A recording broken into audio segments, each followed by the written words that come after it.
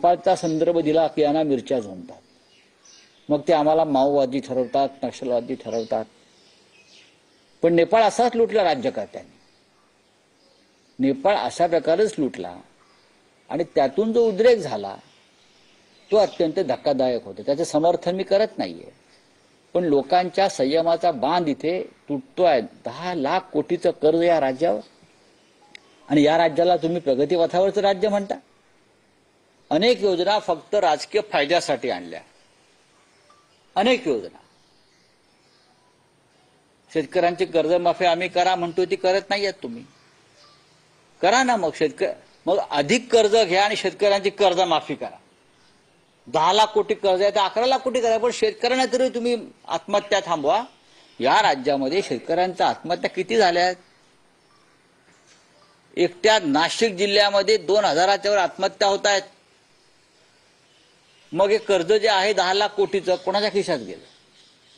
शेतकऱ्यांच्या कांद्याला भाव तुम्ही देत नाही, शेतकऱ्याला हमी भाव देत नाही, शेतकऱ्यांना नुकसान भरपाई देत नाही. मग हे कर्ज झालं का?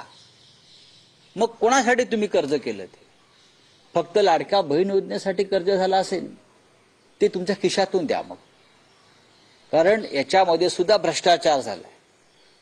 लाखो असे खातेदार आहेत जे बेकायदेशीर आणि बोगस आहेत, जे भारतीय जनता पक्षाचे कार्यकर्ते आहेत.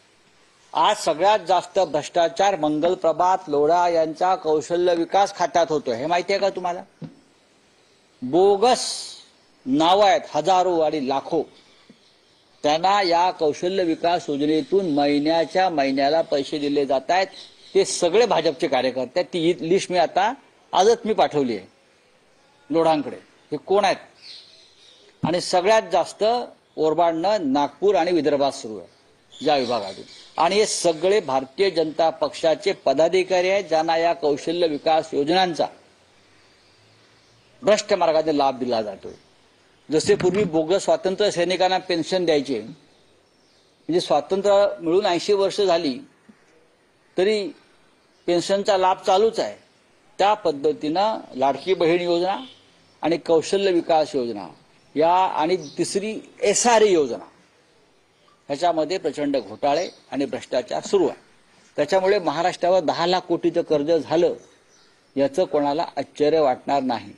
याला जबाबदार स्वतः मुख्यमंत्री देवेंद्र फडणवीस, अर्थमंत्री अजित पवार आणि अर्थात मानसिंग.